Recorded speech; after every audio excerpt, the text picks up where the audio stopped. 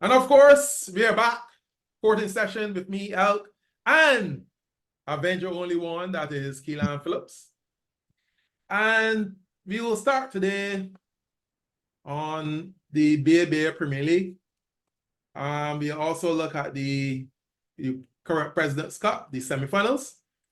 But we want to talk about the the Premier League, the good, the bad, and the ugly. I want to start up by saying that the good for me is the Basketball Association. I think they are doing a better job. Well, I think they're doing an excellent job of communication, having getting out which games playing. They do a nice job on Instagram and also on WhatsApp.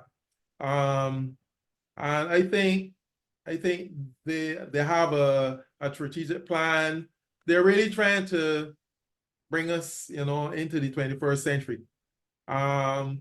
And they're doing their bit, and we need other people to actually do their bit as well.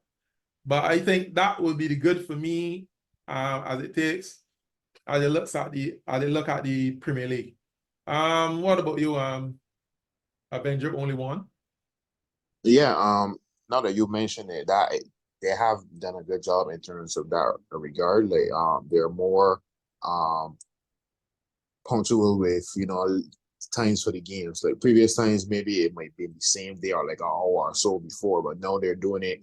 The games is the next day. They're putting out scores after. So I think that that's a step in the right direction. Even just little things like that, right? It steps in the right direction. So I like that. What I will say I do like so far, well, I don't know. Things in the BABA when it's new is interesting for me, right? So seeing how the even like how Celtics, that's a basically a new team, how they're going to think, how Warriors looks coming up, how Lakers transitioning into kind of like a new era, right? Like they were once a dominant team. They're not as dominant right now, so that's different. How and then the main three teams at the top, Devon getting back Cavs. CSAT was already at point, but he wasn't here for like a year or two, right? So him integrating back with the team, then minus Devon, now a full season with for Bulls with Simeon and Ben. So like those little things for me is good and interested in terms of the new dynamics and how teams adjust and all that. So I would say that's the good for me for the BABA so far. Yes, I also agree with that. What has been bad for me is the shooting. And I really want to show, just to mention shooting stats. And then I'm not talking about individual players, I'm talking about teams. Mhm. The best shooting team in the tournament is the Bulls. And they're shooting, the best shooting team in the tournament at 3 is Bulls. And they're shooting at 37, 38%. Yeah. And then there are a couple of people at 31. Plainlands is at 31.5. But what is significant is that Plainlands, for the 7 games in the league, has taken 100 more shots, 3-point shots than Bulls. Yeah. 100 more 3-point shots than Bulls. I have a smaller percentage than Bulls. Yeah. So I am not sure about that dynamic. I'm not looking at players and see who is shooting what. But to me, you take 300 shots. I mean, you 3-point shots in 7 games, right? Yeah. And your average is 31. We may say, okay, well, 30%, just over 30%, 3 out of 10, and that may not be bad, right? But yeah, 300 shots.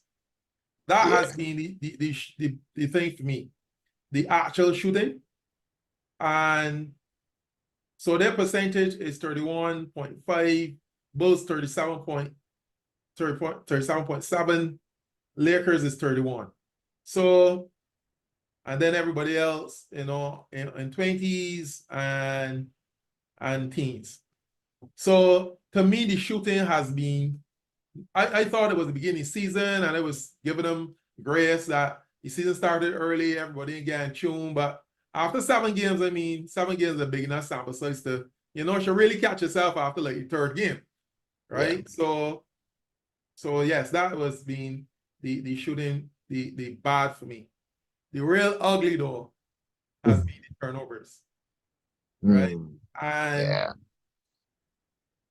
Bulls is leading in the least turnovers of Yep. all. But I would expect that because they are a guard-oriented team and their guards are seasoned veterans. But you Yeah. really can't call Simeon a veteran, but Yeah. he would have played in Spain, so he Yeah. accustomed playing under pressure. Yeah. And then there's Cavaliers and Pilots who actually have the identical More turnovers per game, turnovers. right? And then, but where it really gets ugly is like the last four. Yeah. Warriors ain't too bad. They are like 21.6, 20.6.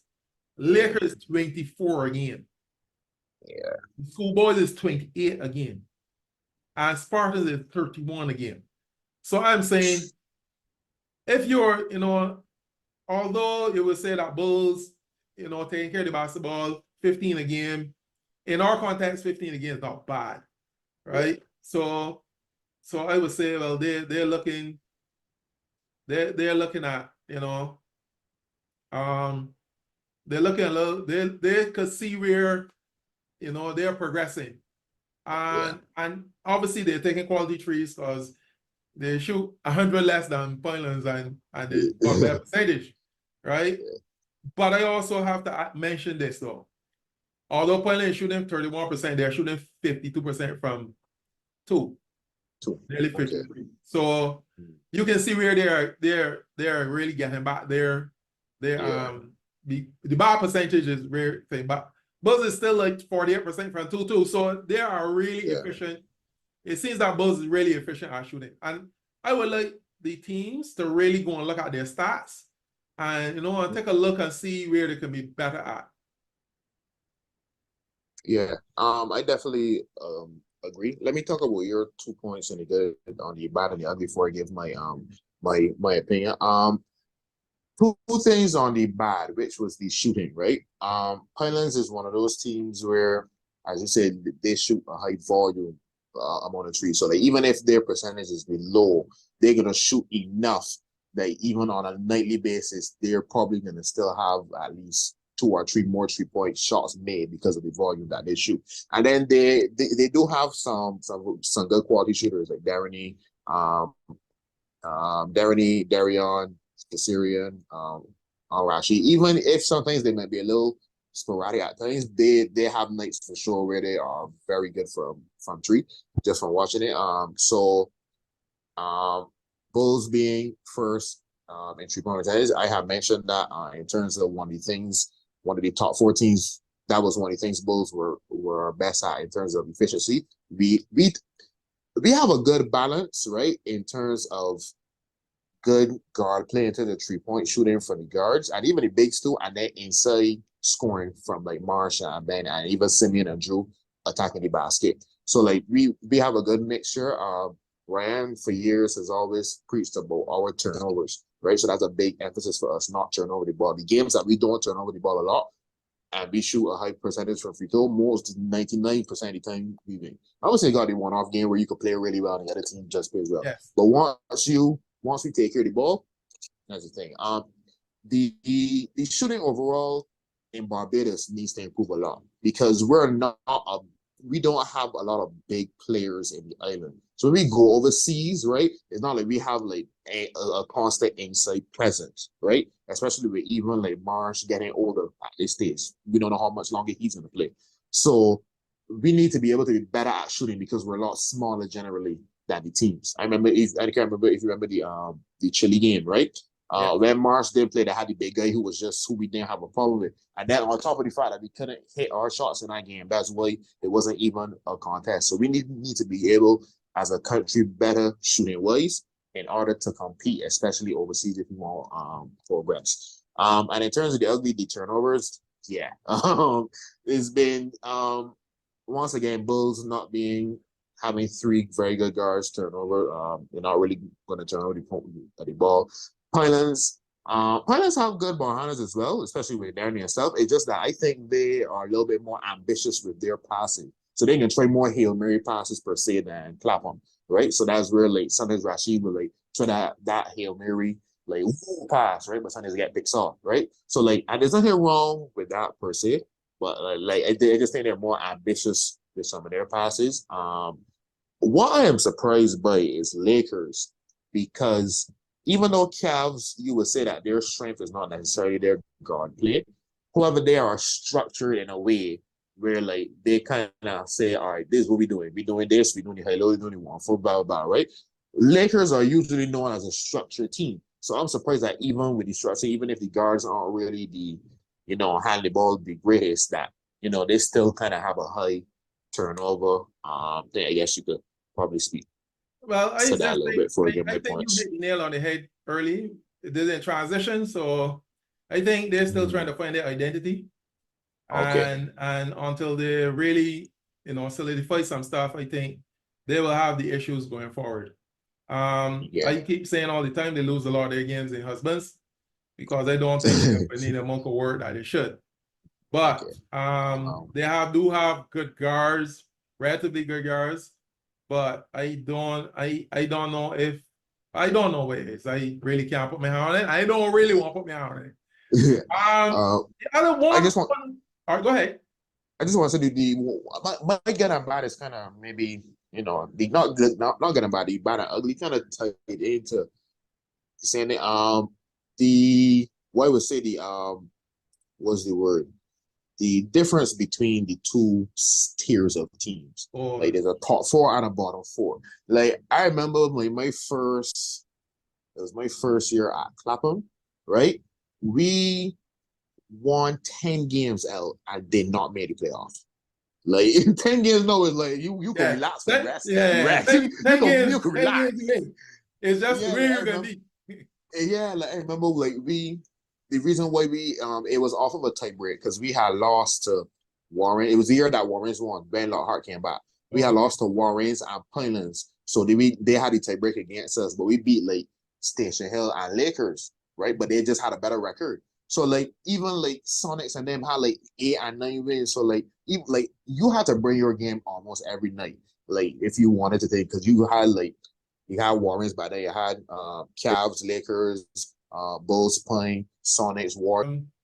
At the Bulls, and that when you first came in the league would have been like, I mean, you would have still not get any playoffs, but 10 Yeah, games now will put you not only in the playoffs, but this might be the second Z. yeah, right, right, Might be second, third Z. right. So there is a change. There's a change of how things are being done. I must admit that, but I also want to say one thing, Kelan. We generally in the basketball community is always don't see ourselves as being part of the whole community. So, for example, the basketball association is the head of the basketball. Then then we have the coaches and players. We have the officials, and then we have the fans. Now, the officials, sorry, the coaches and the players have to know that they have to put a show on for the fans to come. Correct. And if you don't put a show on for the fans to come, then the bare of all the efforts that they're doing, they cannot make you good. They could structure stuff, they could make sure you got stuff, but you need to be good to get the fans to come. And I think what has happened over the years is that everybody don't see themselves being part of the basketball community. Like, for example, the officials, right? The officials gonna see themselves as being part of the community and not being, the outside stepson who, is really rebellious, right? So I think everybody gonna see themselves as being part of the whole, part of the whole scheme of basketball. And once we do that, we should be fine. I am really My only thing this year, I'm really sorry that Spartans took that hit. I know they look like if they're on their way out. Yeah. But I gave them some advice last year. They didn't take it, but I hope they will take it this time because I think they need to build a club and not just a team. I think they need to bring. What I would do is I would have the entire open trials for the entire club. The better players are put in whichever division is highest, and then you filter down the best, and then you look to get some junior players. So you will always keep replenishing your top teams all the time. Yeah. And having a team from St. Philip, they like one of the more populated parishes would be a plus, right? And so I hope that they could get themselves together, and hopefully that we would be able to see Spartans back in Premier League, say in another couple of years. But I don't see how they are not going to go down. Yeah, it's true. It's very tough. Even though Warriors only won 2 games and Lakers only won 2 games, it's 2-1 in Spartans right now. Yeah, they winning 2 games is a big stretch. Yeah. Right. So my sympathy go towards them, but that's how the cookie crumbled. Well, up next, we will be chatting with none other than the Bajan Scout. That's Alan Pinder, joined by none other than the Bajan Scout. This Alan Pinder, the man of the NBA. You need any NBA information? The Bajan Scout is the man to seek out.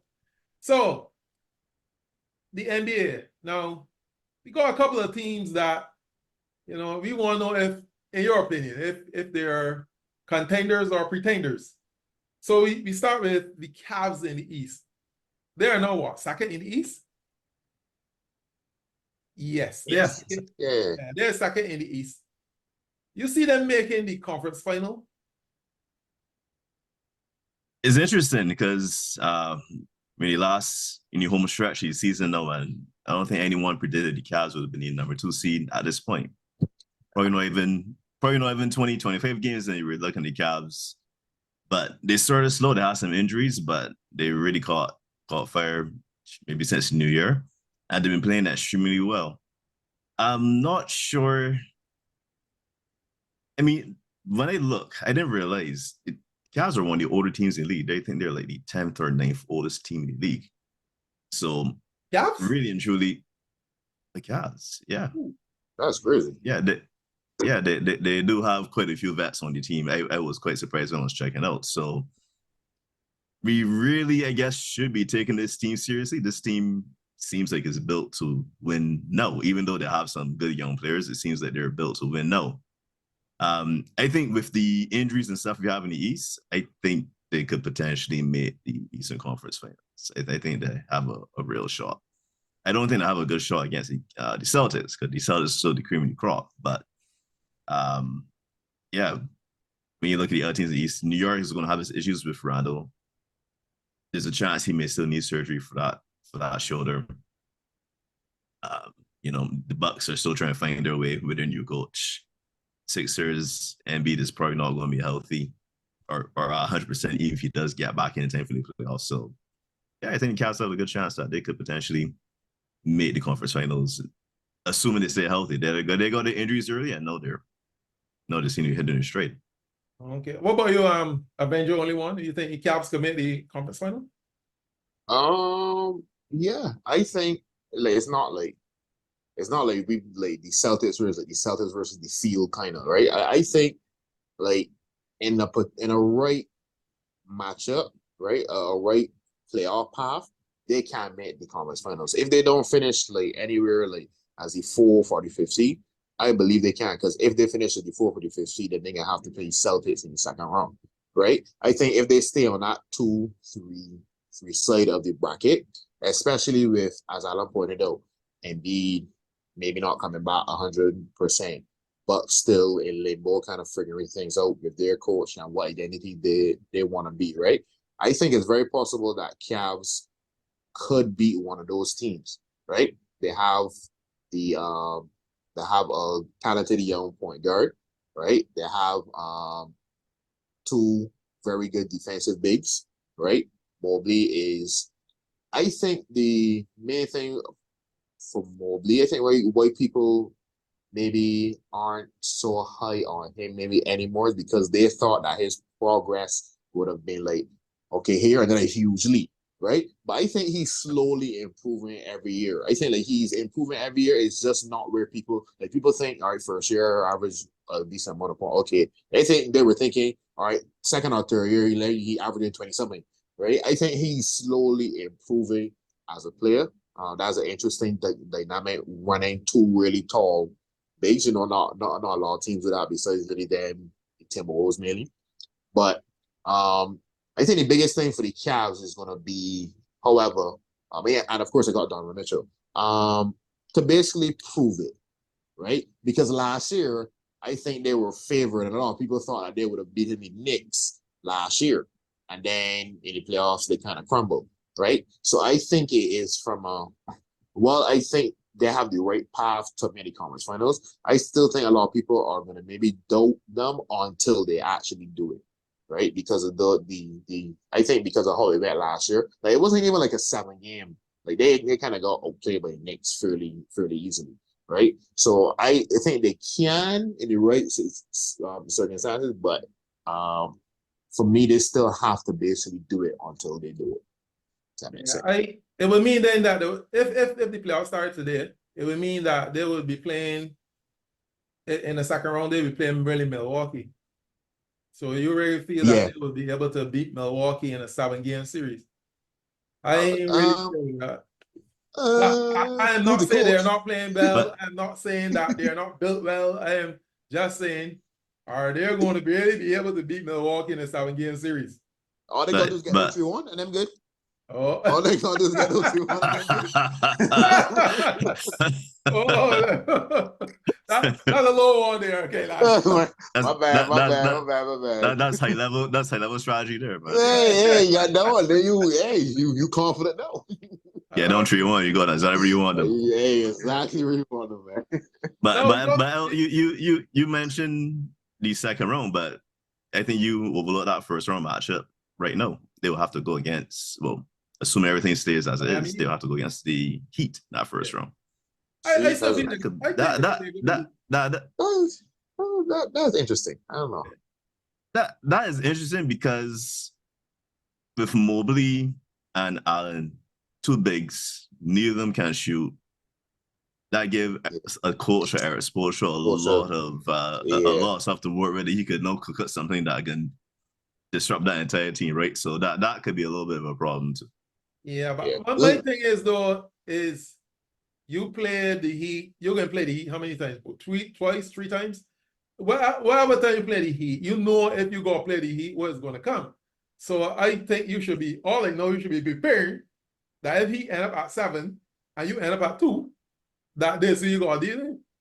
So the only problem with that though is that because of the fluidity of the play-in, right? I mean, like before, like you would have kind of known from early, like, all right, these 7 seed or whatever. But like they have the play-in, and the 7 seed right now could lose that first game and then end up being the AFC if they win the next game. Right? Okay. So it's like that whole playing thing is kind of fluid. I don't think Boston really want to see Miami.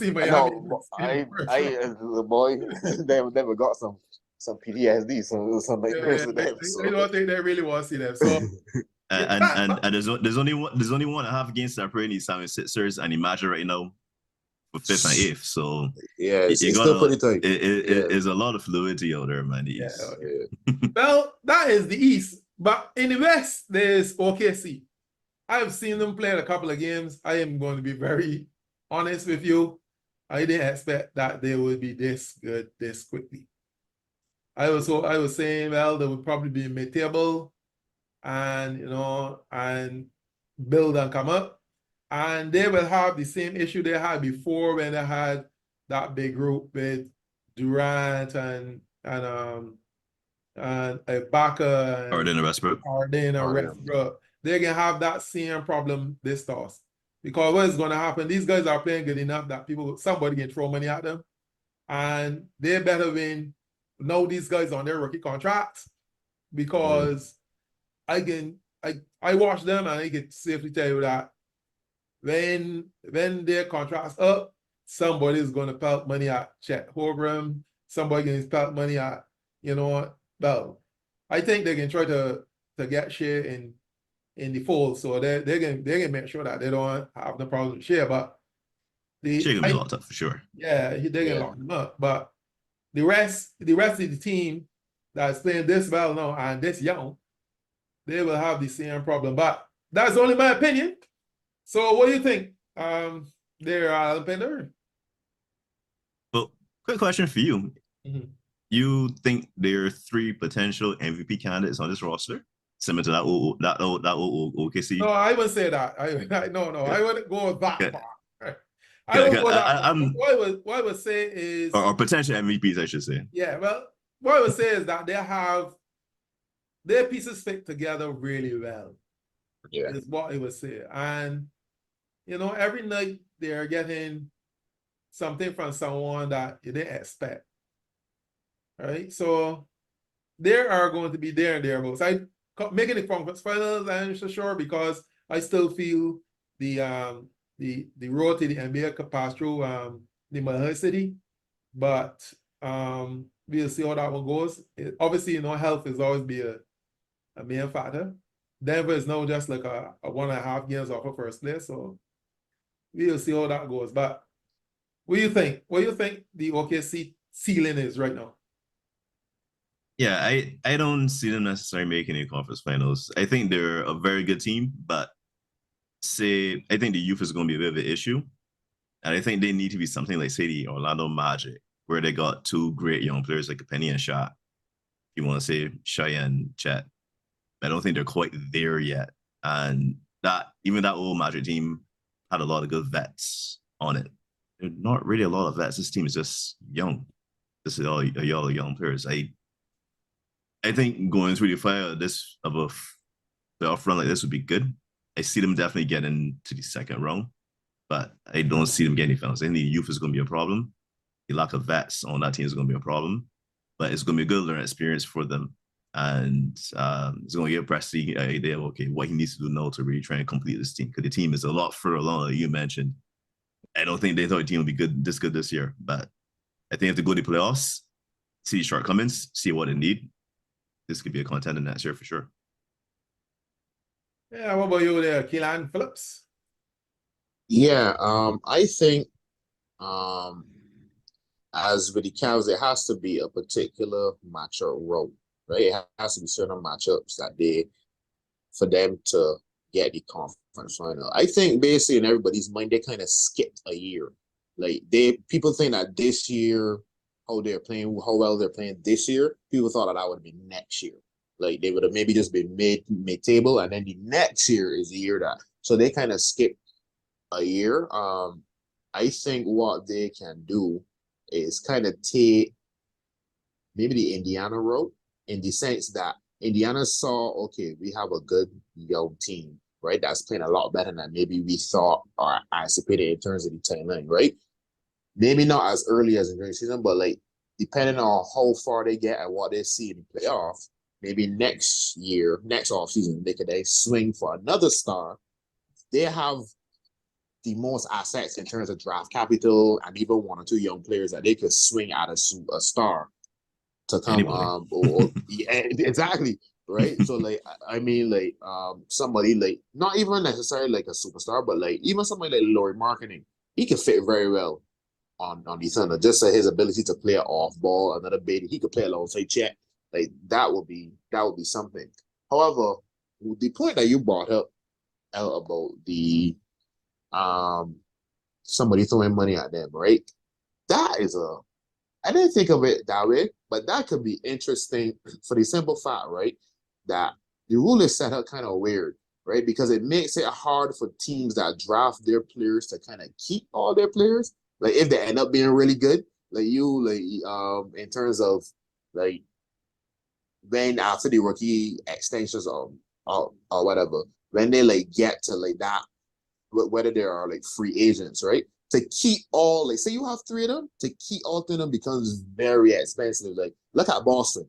the amount that they had to pay Jaylen Brown. Then they know about pay Jason Tatum probably again soon, right? Or 1 or 2. It's like they have like sometimes it's hard to keep it. Like you have to be really all in terms of thing. And if everybody remembers, maybe OKC learned from their mistake. They didn't want to do that. And that's how they ended up losing Harden last night because they didn't want to go over.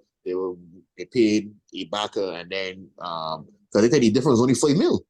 Yeah. And in the grand scheme of things, $5 million But to if I lose don't think it was Harden. that much. It seems like ridiculous in It wasn't hindsight. a big set. Yeah, it wasn't a big set. Yeah, but a few dollars say over that salary cap. And then all of a sudden it's millions on the other millions side. of dollars of Especially with the new CBA too. Yeah, in terms of the restriction. The only thing the last thing I will say, because we know obviously Shea, we know Chet. They recently get Gordon Hayward as a little vet piece off the bat, right? Off the bench, right? But Jalen Williams, right? J-Dub, as they call him, he's been very, in my opinion, he's actually their second best player. Like, in terms of between Shea, him, and then Chet. Between Chet and Jay, you could always switch in and out, but I believe he's the second best player. The question I will ask is, did anybody really think Harden was an MVP type player when he was at OKC? Because I certainly didn't. I thought he was. I thought that he could maybe expand his role. Yeah. So like, I didn't see him. I'm not player. saying that. I I'm not saying that just saw him J-Dub as is a going to be good an player. MVP. I ain't be honest.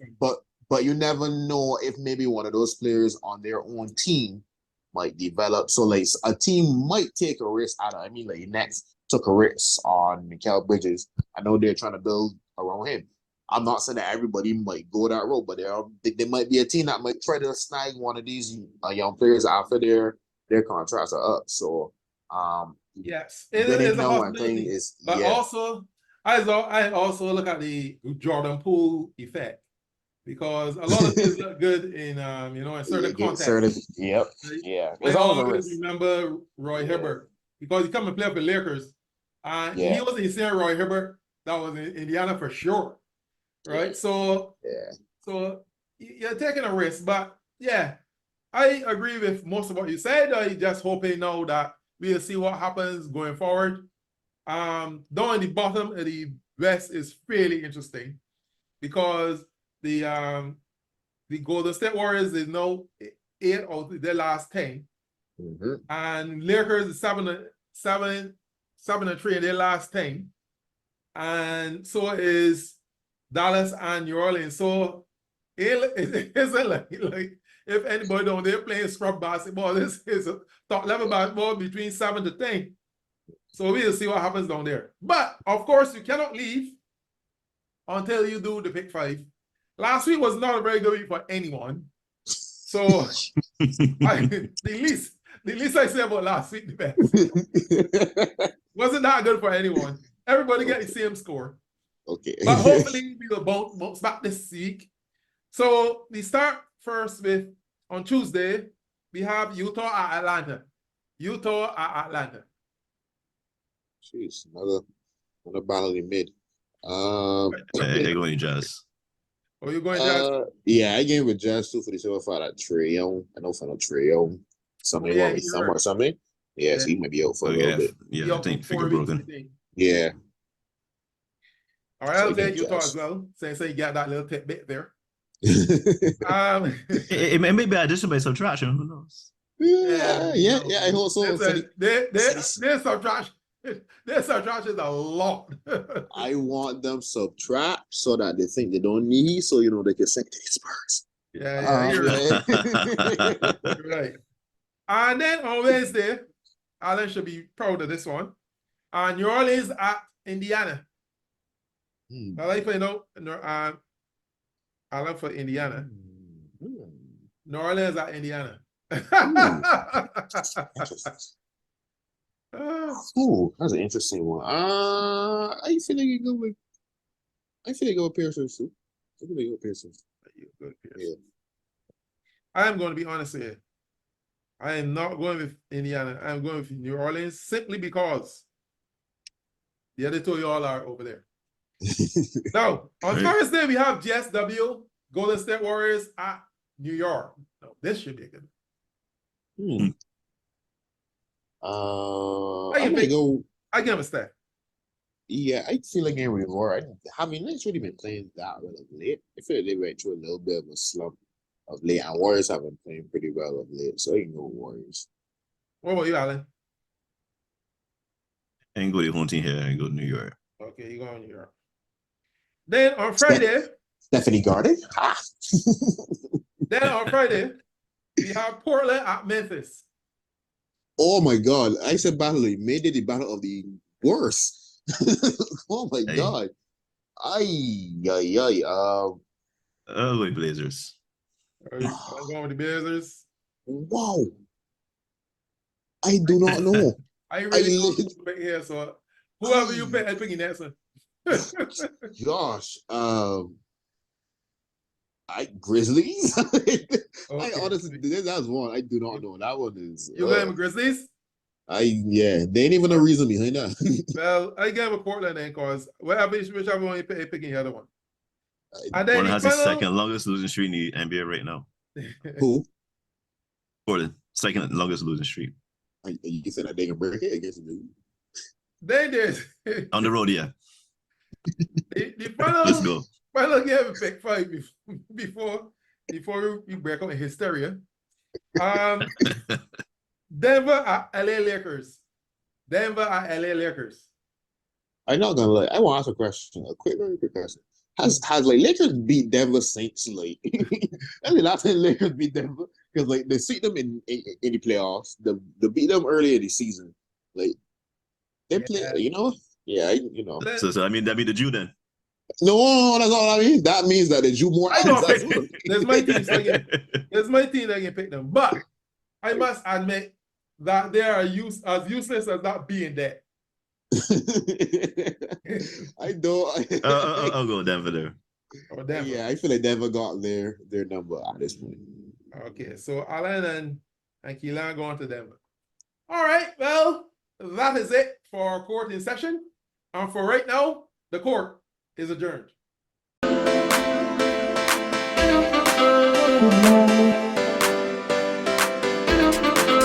Thank you.